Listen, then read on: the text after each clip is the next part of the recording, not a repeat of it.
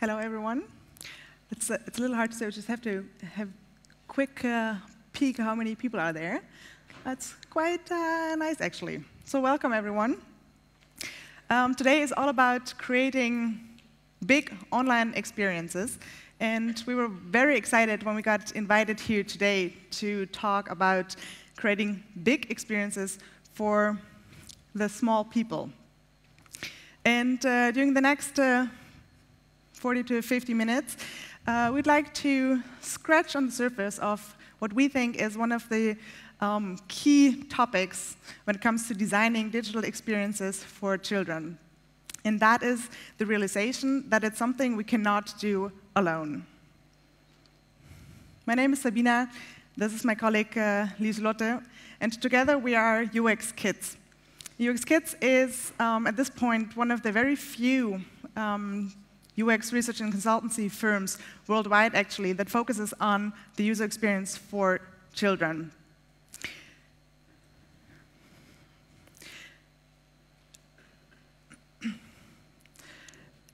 We actually flew over. We are not from France, so we already noticed that this is the only talk today that is in English. So that's even more reason to be happy that so many of you came and wanted to listen to our talk. We are a Dutch agency, and our office is located in Amsterdam. And, well, we only have this huge stage for, well, what I mentioned, about 40 minutes. So it's not enough time to really go into depth on a couple of topics. So hopefully, at the end of our talk, you'll have a lot of questions, a lot of thoughts in your minds, and you really want to maybe talk some more about it. And we are really happy if you shoot us a message, reach out to us, and we'd love to set up a Skype call or a meeting or discuss about some of your questions. Also, we'll try to leave some time at the end for possible questions. So what is it that we do? We help companies create better user experiences for children. And maybe if you can raise your hand if you know what the user experience is, if you have an idea of the user experience. Yeah, that's what I expect on a conference like this. I probably saw all of your hands. That's nice. I don't really have to go into depth on that one. And if you think about the user experience for children, most of you probably have an idea about that as well. And some might think, well, I don't know really. The user experience for children, is that something different? What is that? And actually, that's a pretty good question.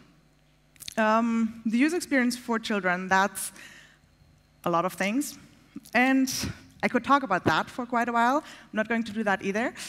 Instead, I'd like to show you two short videos, two examples of what the user experience can be for children.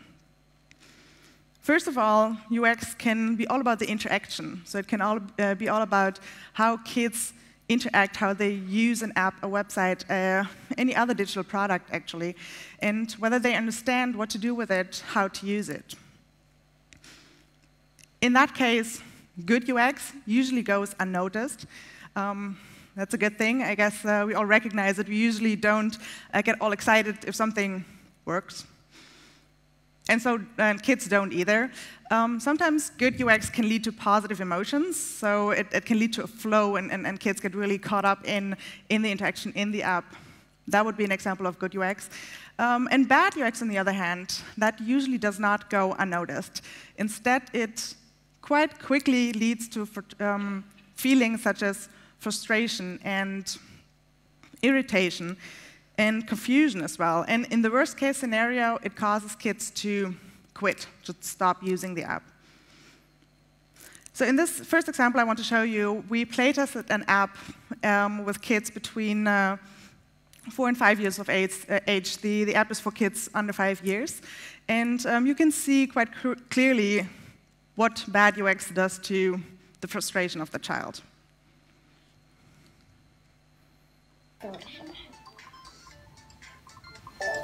Waarom werkt niks niet? Hallo? Waarom werkt niks? Waarom werkt die er niet?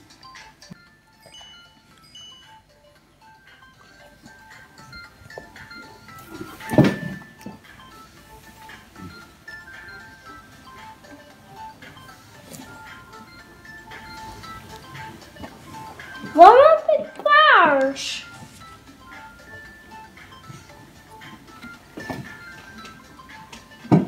Oh, wat gebeurt er nu nou weer?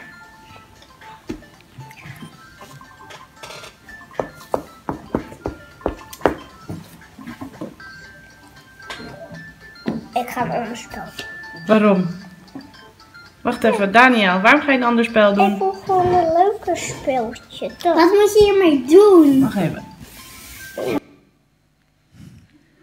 Yeah, so that little face basically says it all. A second example of what UX can be is bad UX can cause children to basically miss out on the ultimate experience. And that can be quite a serious thing, actually. A while back, we did multiple user testing rounds for an app that was developed in the Netherlands. It's called MyBee, and it's an online entertainment app for children, again, between 2 and 6 years of age. And we worked together with the whole team of really experienced designers, UXers, and they came up with this idea. Whenever kids logged in for the first time, they saw the screen, and they were supposed to select multiple content items in order to give some idea of their preferences. And then that information was supposed to be used later on in their initial user journey to provide children with a personalized experience. So the idea was great, but the realization not so much. So let's have a look at the second example, and keep in mind, kids were supposed to select multiple items that they thought they would like.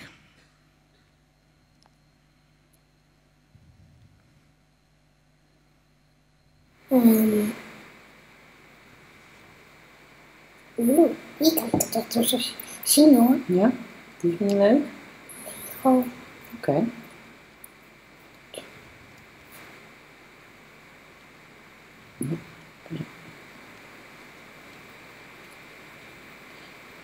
Wat kun je hier? Wat ik leuk vind op klikken. En ik weet op wat Angry Birds. Oké, ja, die klik ik leuk. Waar je van houdt. En waar hou je van? Ik wil deze en deze gewoon allebei klikken. Oké. Kan dat? Deze tegelijk doen? Oh,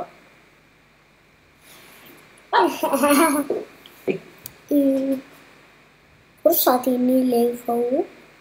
Staat er geen Lego? Oh. Die vind je het leukst? Nou, klik hem maar aan. Wat gebeurt er dan? Niks. Alleen check. Yeah, only check. Very impressed. So what we saw here is that kids, well, none of the kids, and at this stadium of the project, we tested with 18 kids, and also still kids a bit older than the initial, the actual target group, and none of these 8 kids saw, understood, or even expected that they were supposed to select multiple items. You see, they all just saw one they liked, and they clicked it, and then they went on to the next page. So basically, based on this one content item, it was not possible to customize any landing page, and the whole concept that was behind it didn't work in this execution anyways. So whatever the designers expected the kids to do, it didn't happen. And the reason for that is quite simple. It might be a bit confronting, but as designers, we don't know what kids want. Also, we don't know what they like, or what they think, or even what they expect. And also, we can exchange designers with marketeers, product owners, or just in more general, adults. We as adults, we don't know what kids expect. And depending on your role in a design project or a product development project, you can basically fill in your own role here in any word that matches your project or product. So almost always it's adult designers, marketeers, product owners that design digital products for children. And they do that in a way that they base the design decisions on their own assumptions.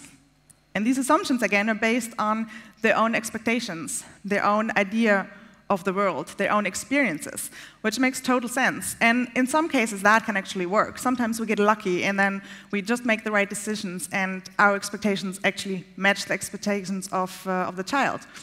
But at the same time, there is this huge chance that it doesn't match, and our expectations are not the same as the child. And in that case, we would or we will be designing a bad user experience for them. Let's take a look at a few assumptions that we encounter more regularly during our work. Let's start with this one. In the Netherlands, children learn how to read starting at age 6 years. And for us as designers, this is great news, because that finally adds this extra skill to their skill set that we can use in our designs, and we can finally offer them text-based instructions. So please raise your hand if you agree that we can offer text-based instructions in digital media from age 6 years. Okay, there are very few. How about 8 years? It's a few more. How about 10 years?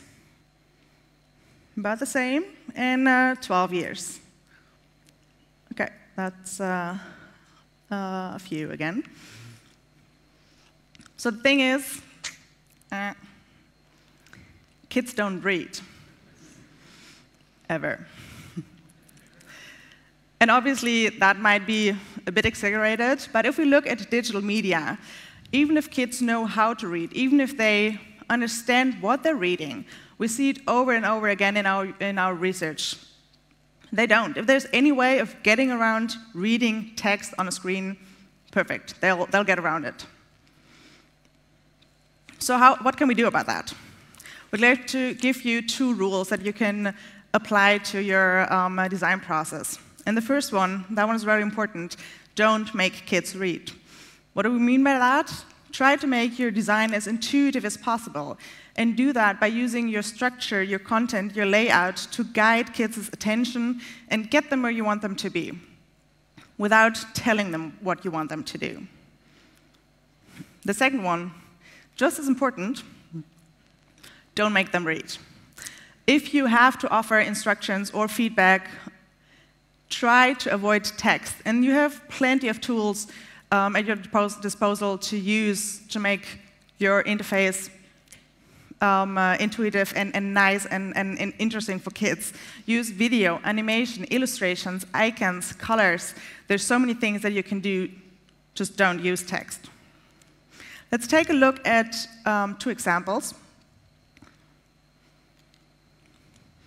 First one, this again is the Maybe app that we saw earlier in the user test. And it's, again, for kids between 2 and 6 years of age. And this app is super intuitive and super simple for these kids to use. And we tested that, so we actually know that it works.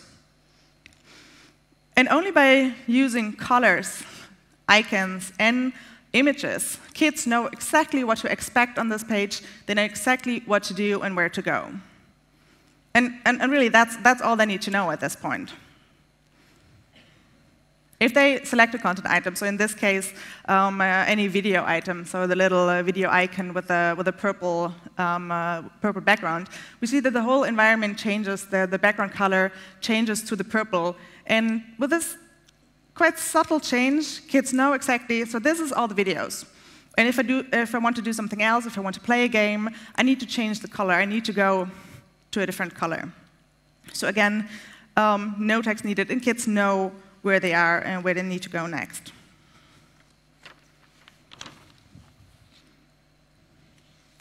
So this is a different example. This is a typing class from a Dutch publisher.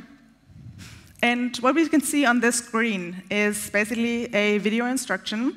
We see a timeline going from top to bottom, a timeline through the course. We see icons, and we see this preview window of the next lesson that they need to follow. So those are, and yes, there is some text on the page as well, but basically only looking at these visual elements, the child knows exactly where they are, they know what they need to do, what's coming up next, and they know how to do it.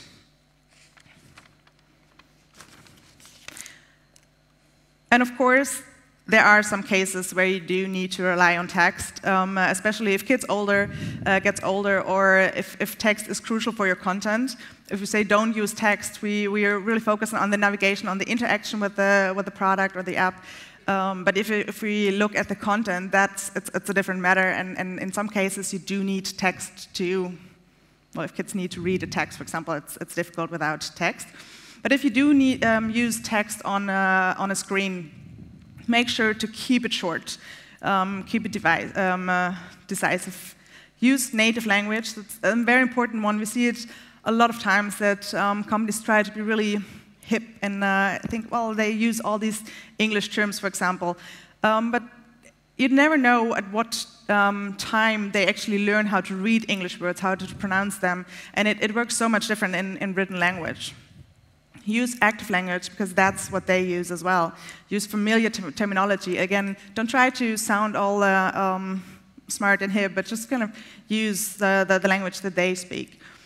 And last of all, use visual support always in your text, based on colors, icons, other elements we just saw. Right.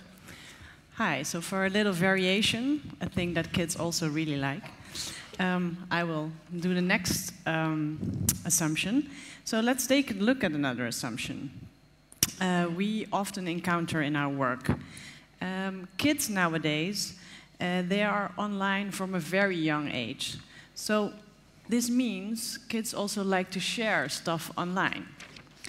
And I would now, just like Sabina, want to ask you, what do you think? Do kids like to share stuff online from age 6? Who thinks they will start sharing from age 6? I see a few hands. Yes? And who thinks it will be from age 8? Okay, almost the same amount of hands. And who thinks it's 10 years of age? Those are a few more, I think. And who thinks it's 12? A couple of you think that. Okay, cool. So you maybe already know a bit what's coming. So the truth is, kids don't like to share, at least not online.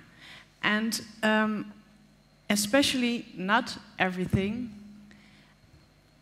and everywhere, and also, really important, not with everyone.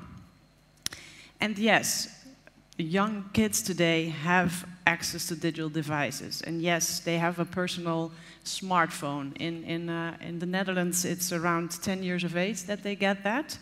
And yes, they do have their own social media accounts. But still, we find in every research that we do that they still don't really like to share. They don't have the intrinsic urge, the real desire to actively share at a young age. So if we look at a few, like the rules we have here, is think about, is it really necessary to allow for sharing in the product that you are designing? Do you have a real good reason to do so? That will be our first question. And then, if you have the idea, yes, I think sharing will have to be a part of the experience, then please keep in mind that your target age group, and keep it small and familiar. So let's take a look at what that means. A child's world grows slowly and gradually from being very egocentric and all about me, to expanding to family, friends, classmates, and then the rest of the world. If we have to pinpoint an age to these circles, we estimated a bit, it's that kids that are younger than 8 years, they really don't understand the concept of sharing. They don't have the urge, like I said before, to actively share. And yes, they do start using social media, but for them, it's really, most of the times, the app that's attractive. Like, for example, Instagram. They like to watch the pictures that come by. And, for example, Musical.ly. I don't know if you know that app, but young kids use it, but it's just for their own entertainment and making their own video. So we find that only from the age of 12, when kids leave elementary school, that's when peers become important. That's when they start thinking about their own personality. Who am I? How do I want others to see me? And that is the point where they really will start to actively share. So let's take a look at what this means for a few of the apps and programs that we have. Like, for example, Skype. We see Skype is being used by kids from a very early age. But what we see is that it's used with parents and that children Skype with family and friends. For WhatsApp, it's also pretty young that they will start using that. But also, in this case, they will start sharing messages with first their parents and then with family. And they're very, think good about who they want to share or to send a message to. And then we have Snapchat and Instagram.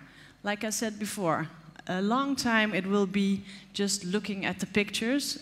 And then, for example, with Snapchat, they will start sharing with close friends, and then the group will become bigger as they get older. YouTube. Well, YouTube, I mean, my 2-year-old, when he was 2, my son, when he was 2, already started using YouTube when, like, very young.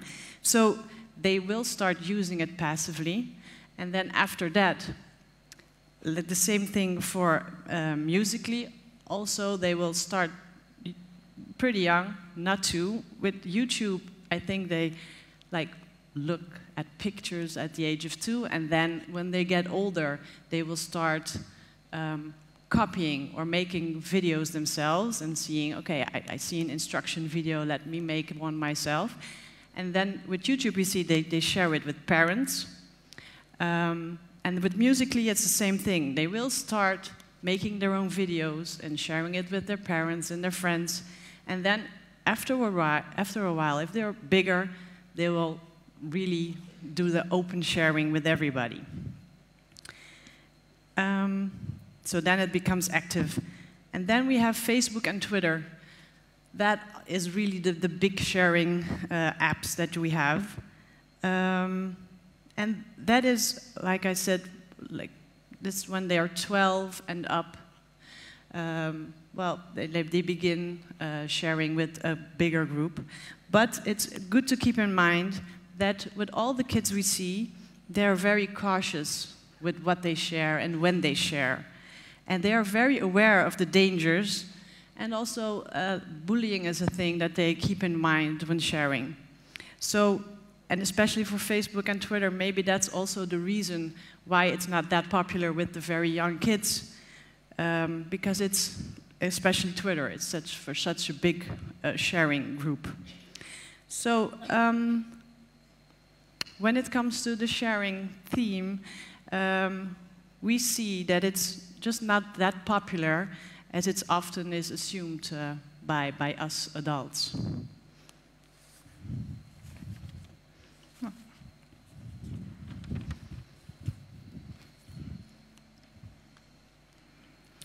Let's take a look at one more assumption that we encounter frequently, and that is kids look for structure on a website. And no worries, no hands. I think you know what might be coming. The thing is, kids don't think. And yes, I agree, that's a lie. They think a lot, continuously. They love to explore, they love to be challenged. They're very curious. But the thing is, they don't think like adults do. And if we look at this, if we look at ourselves, a lot of times when we use a website or an app, we have this intrinsic motivation to do so. So, for example, we are looking for the cheapest flight to Lyon. We're looking for a hotel. We're looking for the taxi fare. We look for information. We have this goal. We have something that we need to get done, information that we need to find in order to move on. So it's not really an option to fail or not to get there. So we have this urge to kind of push through and find our ways to answer these questions that we have. Also, we have prior experiences, and based on that, we have expectations. So we've booked the flight before, and we know kind of how that works and where to look for the information and where to compare prices and how to go through the booking process. So it's all kind of familiar for us. Also, we have the cognitive ability to think in categories. And we usually don't do that consciously, but we do it all the time. If we go to a website, for example, we have this piece of information that we look for, and then we think, so well, which category does that belong to? Where should I go? Where should I look for this information? And then we go and search for it. Sometimes it works out. Sometimes it's bad UX and it doesn't work out. But for kids, it's different. Kids are much more impulsively. They're very they live in the moment. They don't have these intrinsic goals, at least most of the times they don't. They go wherever their attention takes them. They see something and they click on it, and that's where they go. And they don't want to go back. They don't want to start over and think, oh no, this was the wrong path. Maybe I should go back and try something else. They want to keep going. They want to keep exploring. So what does that mean for our designs? Quite simple, actually. Don't make kids think. And again, this is not, in terms of the content, that should be challenging and fun, and that should make them think, definitely. But it's when we, in terms of the navigation, the interaction, how they use the app, they shouldn't be have to think of how to navigate somewhere or what to do next. Let's take a look at two examples. First of all, the Efteling Kids website. You might be familiar with the Efteling. It's an amusement park in the Netherlands. And they relaunched their kids website at the beginning of this year. And I think they did a really good job on this. First of all, they guide the children's attention purely through layout and content.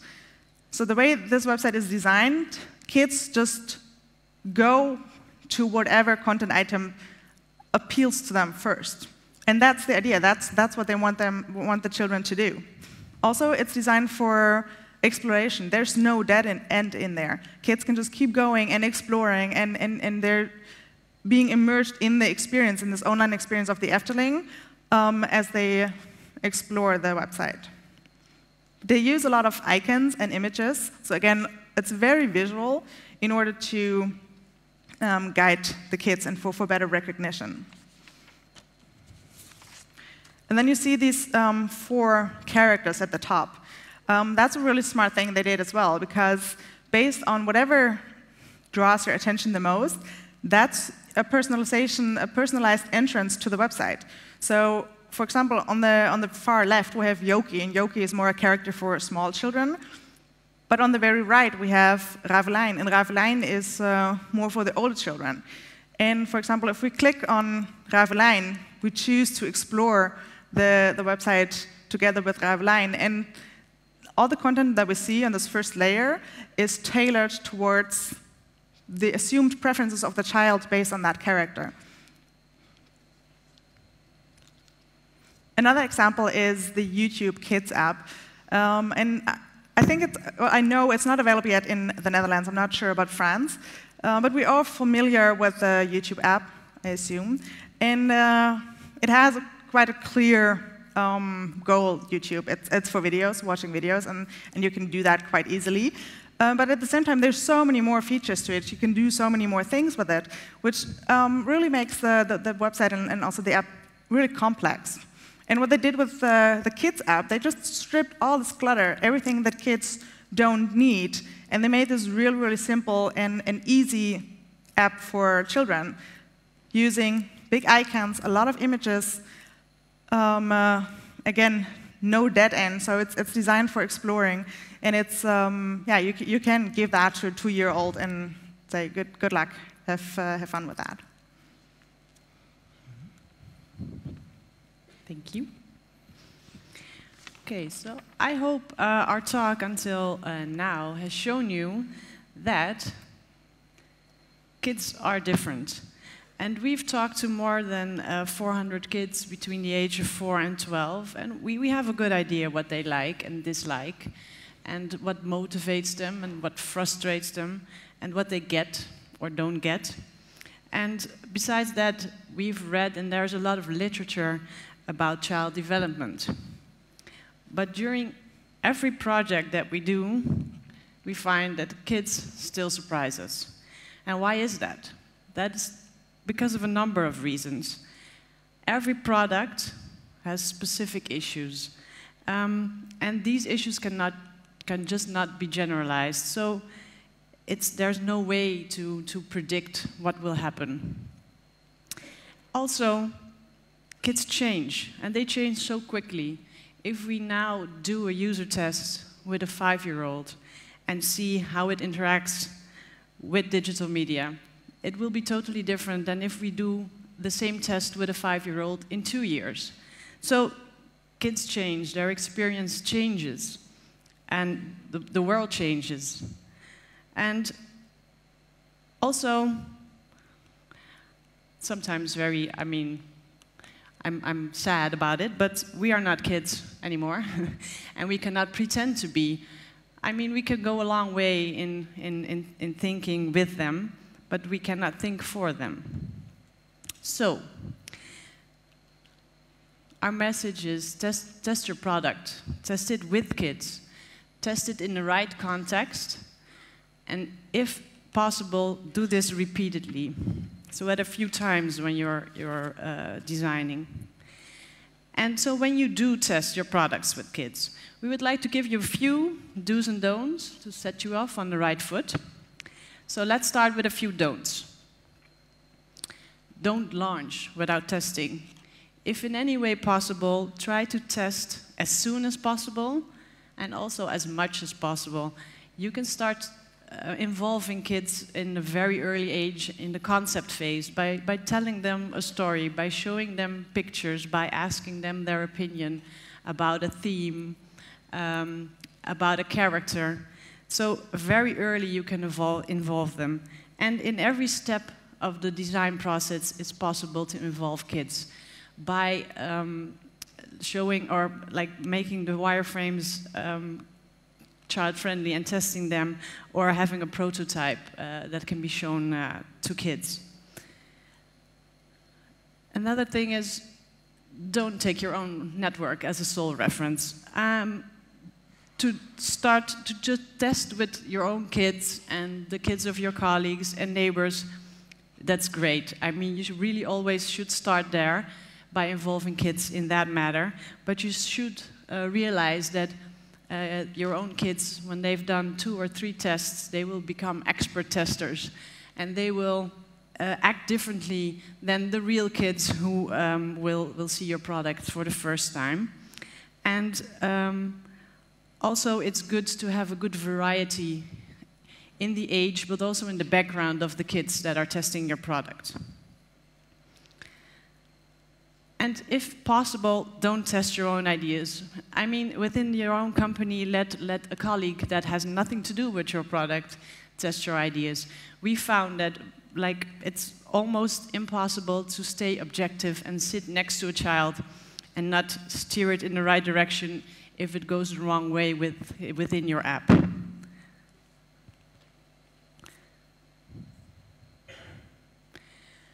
So, a few do's.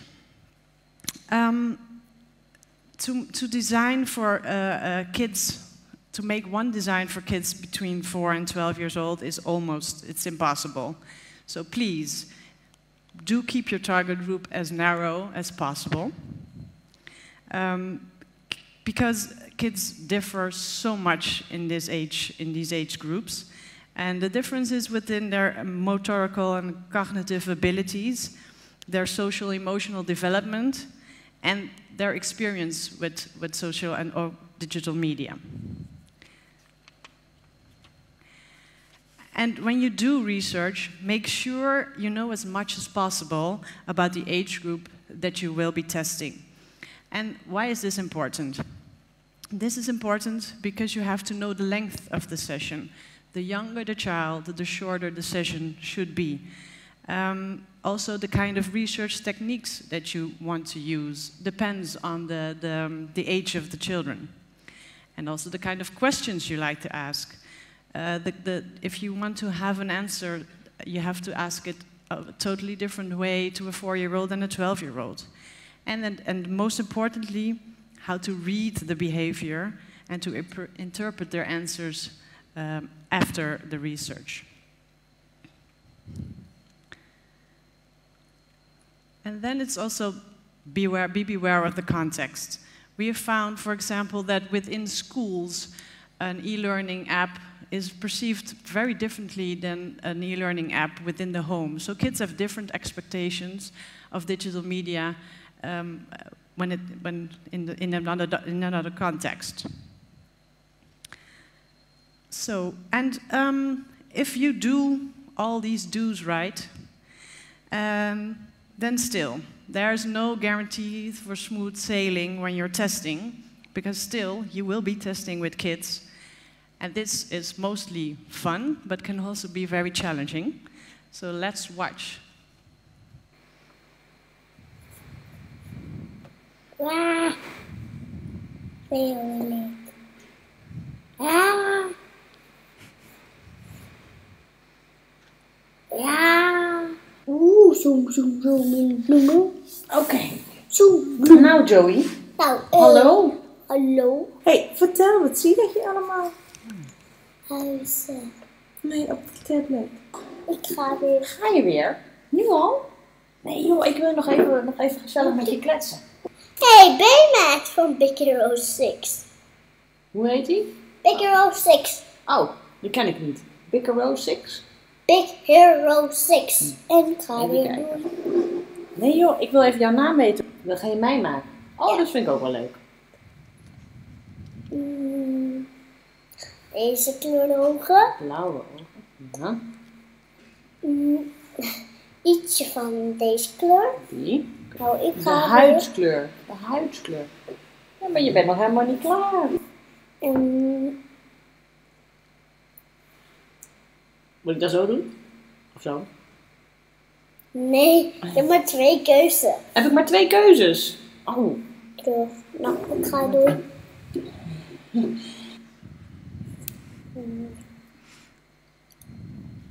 Moeilijk hè? Wat heb je nou voor haar? Ik denk dat ik een soort dit ga kleuren. Ja, ga je verder. Oké, nou zullen we hem dan uitzetten?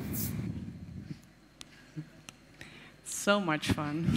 So with this video, we've come to the conclusion of our presentation. We hope you've enjoyed it.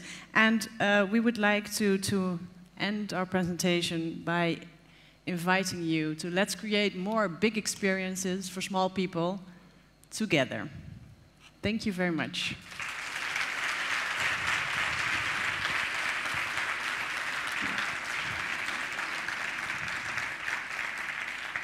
Okay. So we still have some time left, so that's great. 5 minutes, yes. So are there any questions that you have, maybe for a project you're working on? Or yes, I don't know. Oh, there, yeah. Yeah, microphone is coming. Cool. Sorry. Well, first, thank you for this enabling us to see the real life with kids. That's really fun. So we've seen clearly what happens when we do some design blunder and how kids react to our failures to design properly. But could you tell us a little bit more about what creates delight for kids? Well, so I've heard that there should be no dead end, it should be constant exploration. But if we go beyond just keeping them engaged, what creates this wow moment? Have you seen that? May I ask which company you work for, or what you do, what kind of products you design? It's quite boring. I work for Google, and I work on the ads product. Okay, so it's not necessarily specific for children. So it's because I'm asking because we see that the context is very important, and we see we've worked on a lot of projects that are intended to be for in school, and we've worked on projects that are supposed to be used at home, and we see a huge difference there. In school, kids are much more willing to work and to interact with an app, and they're already, at least in the Netherlands, are already happy that they are allowed to work on the tablet or on the laptop. So that already gives them a boost of motivation and keeps them going. If we look at the home market, then your product, there is so much different competition. You have Minecraft and FIFA and so many apps and games that kids already play also at a very young age. For example, we see a lot of kids starting at 8 years, for example, and they play GTA, which is 18 plus, as you probably know. But that already introduces them to such high definition graphics and effects that sometimes it can be challenging to top that in your app, while they're still safe and child friendly. And then a couple of things that you can use to engage them. I think kids definitely like surprises. So if things change regularly, if they, it should not get boring. So whatever you can think of to keep it fun, to keep it surprising, that really engages them. But also, if it's something they didn't expect. For example, if you look at Easter eggs, the other day we saw a presentation of what is the, I don't know, Bingo, the app developer. Yes, Tiny Bob. Tiny Bob. So they they're pretty big American app developer, and they hide these Easter eggs in every single app that they develop, and kids love it because you never know what to expect. You never know when to encounter one of these silly things. Also, silliness. The kids love silliness, and if we look at educational apps, a lot of times, we get the response. Well, shouldn't it be more serious? They're supposed to learn something, and that's definitely not the case. It can be fun, it can be silly, it can be completely unrelated to whatever they're working on, basically, as long as they have this game effect in there. It's fine. They're still learning with it. Yeah, so it's like the wow factor doesn't have to be that big within a school, for example, and then in home you have to work harder. And I think it's also what we see from a very young age. You don't need to really have gamification in everything we do now, but we do see that kids like to see their progress, or they like to see where they're going. So that's also a thing that we find that already is very positive if they know where to go. And then what Sabina said, like the surprises here and there. And and not try to put too much into one product. That makes sense. Thank you. You're welcome. Is there another question? There's one at the front. Yeah. Here. Hello. Thank you very much for this presentation. I'm Benjamin. I'm working as a UX designer, but my users are not kids. And my question is, you talk about a lot of literature. Sorry for my English. You've read a lot of literature. Does it include neuroscience books and studies to understand how emotional center works for kids? Because it's keeping growing until 20 years, I think. Yeah. Am I clear? Neuroscience, does it something you include in your research? So we've read a lot, and also indeed on the neuroscience, and what we actually think it's really hard to find good literature on this topic. A lot of things have to do with the fact that good research usually takes a lot of time, and a lot of times we don't see how that works in well, let's say, reality, because kids change so quickly, and if you do this really representative study about a skill they have, for example, it could change within 2 years and make the research irrelevant.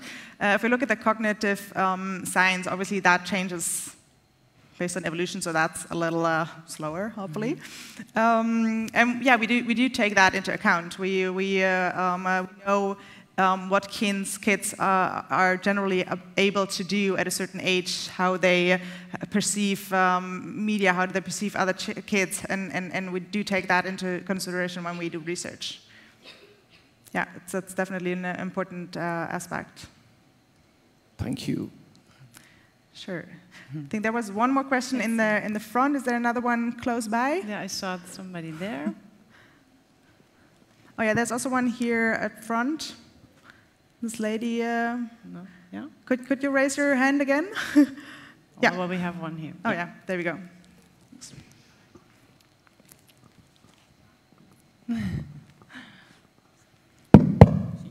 Hi. Hi. Hi. So my name is Sarah. I'm working at Lyon Airport as a project owner. And I have a question. It's about retention. How do you make children use your app longer?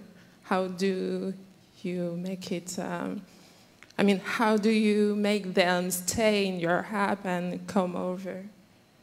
Yeah, that's a very good question. And I guess, first of all, it really depends on the age group of the target age group of the app.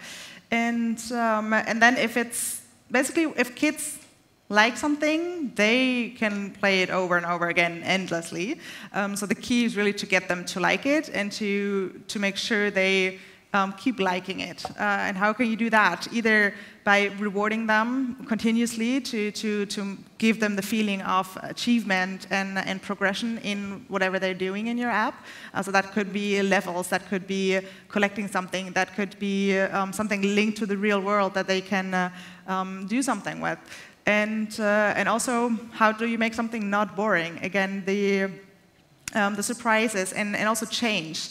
Could be really simple in as they go to a different level and they end up in a different environment. They have a different style. They use different gadgets to play the game, or they encounter different characters in the game. So that kind of keeps the surprise element in there to motivate them. Well, if I keep going, I wonder what I get next. That's a really strong motivator. Yeah, and like Sabina said, it depends on the age, but what we see with the kids that are a bit older, like 10, 11, 12, if you reward them by giving them the opportunity to personalize their environment, they will keep coming back, because it's more and more their environment in which they are working.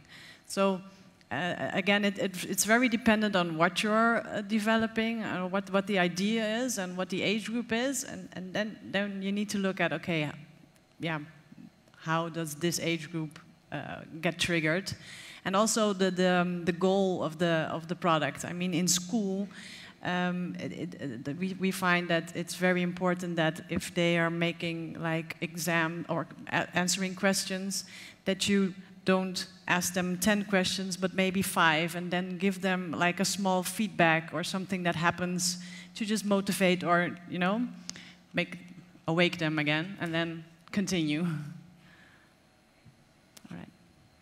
So I think we have time for one more question. You already have the microphone. Oh, it's working, okay. Hi, my name is Angelique, and I work as a marketing consultant. And the question is this one. In the app you're working on, is there usually parental zone for parental advisory or parameters? Or is it only for the children use? Well, good question. Yes, maybe it's good to, like, when we don't make our own apps, but you mean if we're working on an app with a customer? Is that what you mean? Are you supposed to design another part of the application which is specifically for the parents? Just in general, yeah. Oh, yeah. I think it's, yeah, I would say yes. That's a short answer. So if you have really features that you know they're only specifically for parents, remove them from the kids area and put them in a separate area, because the only thing they can do is confuse kids or get them out of the flow and get them somewhere where they don't know what to do with. A lot of times those parental controls are more text-based as well. So if you have smaller kids, they don't even know what happened or how to get back. So basically all you can do is interrupt their experience.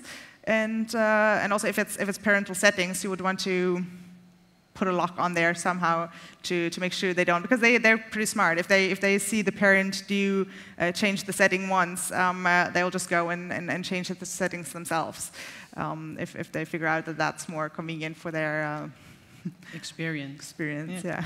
So the best is not to put those settings into the app, but maybe on a website or something? Yeah, there are different solutions. We've seen it a lot of times that they're in the app, but then, for example, with this one specific button or even a text link saying this is for parents, and if it's a text link, well, kids will ignore it, so it's perfectly safe.